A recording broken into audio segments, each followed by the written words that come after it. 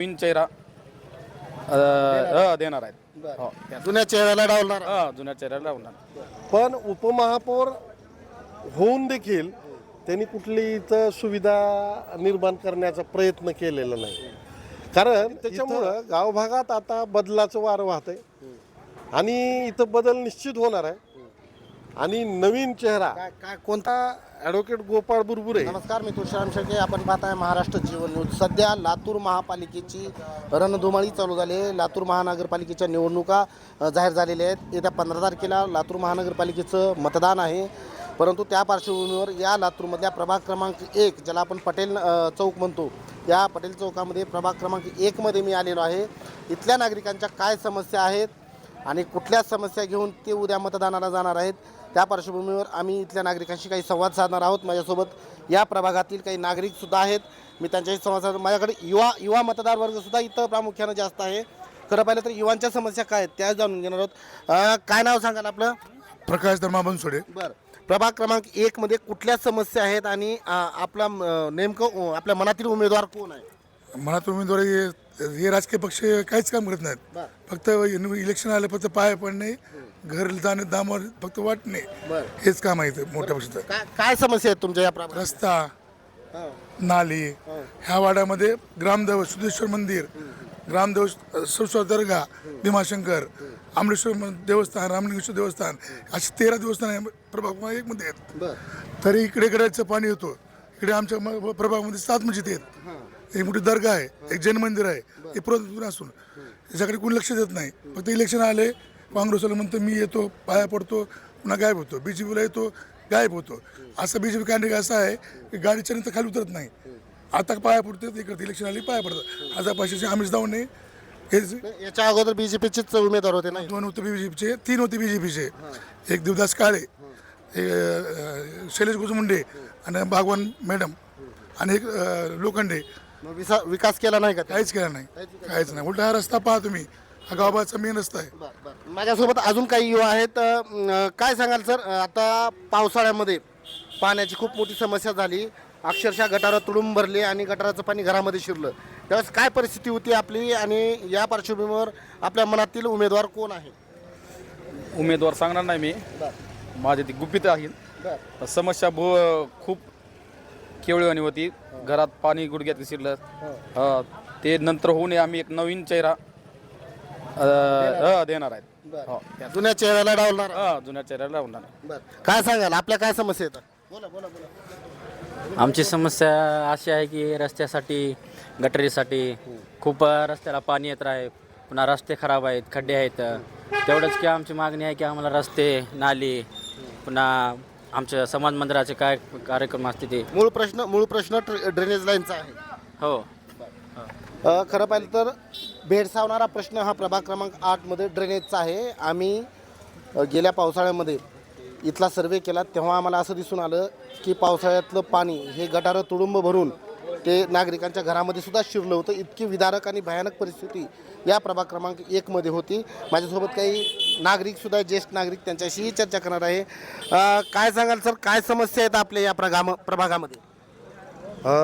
लातूर शहर महानगरपालिकेच्या हद्दीमधला प्रभाग क्रमांक 1 हा तसा मूळ गावभागाचा प्रभाग. हो. कारण जवळपास सगळ्या लातूरचं पाणी ह्या प्रभागात वाहून येतं आणि ते सिद्धेश्वर मंदिराच्या अलीकडच्या नाल्याला जोडलं जातं. त्याच्यामुळं इथं प्रकर्षानं अगोदरपासूनच गटारीचा प्रश्न आहे, रस्त्याची दुरावस्था आहे. मग आतापर्यंत हे जे तसा लातूरचा गावभाग म्हणजे एकीकडं सिद्धेश्वराचं मंदिर असलेला आणि सुरत शाहवलीचा दर्गा, बौद्ध विहार, अशा वेगवेगळ्या जाती धर्माची म्हणजे आखणी असलेला, जिथं गुण्यागोविंदानं आत्तापर्यंत सगळे लोक राहतात.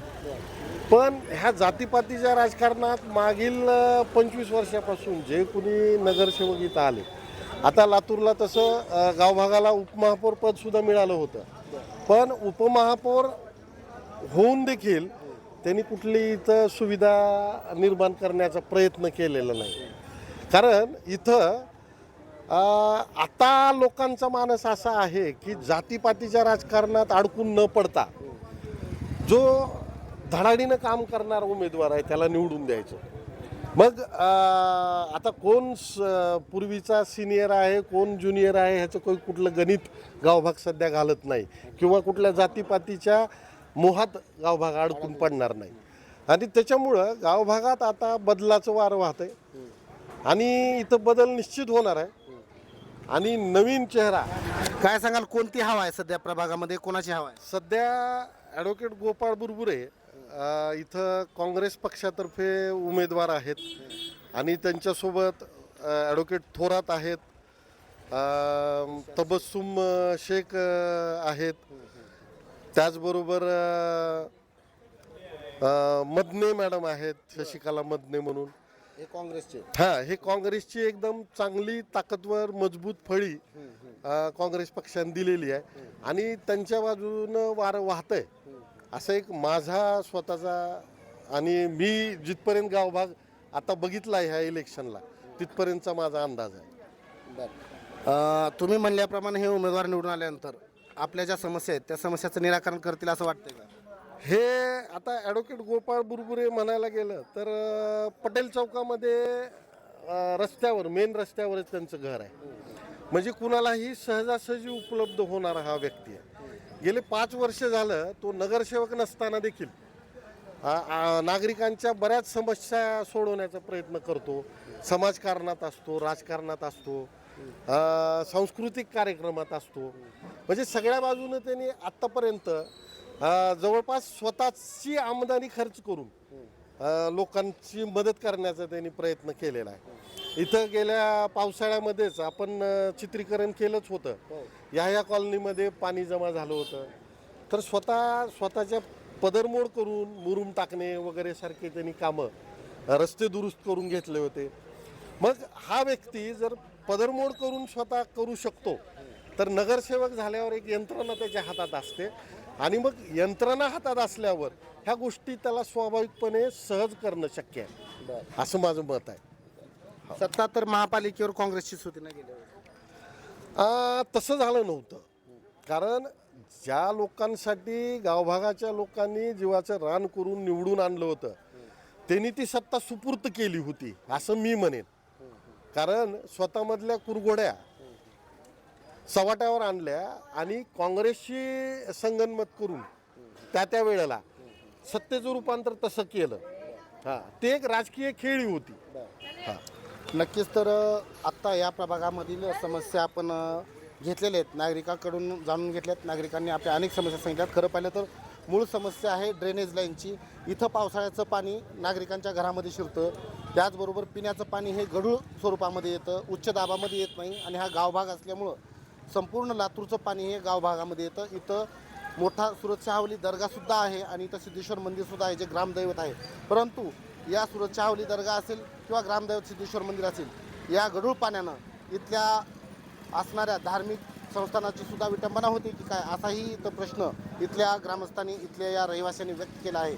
परंतु येणाऱ्या काळामध्ये नेमका कोणता यांना नगरसेवक पाहिजे किंवा कोणता नगरसेवक होईल हे मात्र निवडणुकीनंतरच समजणार आहे. कॅमेरामॅन आदित्य वसाळेसह निकुल श्रीराम शेळके, महाराष्ट्र जीवन न्यूज, लातूर.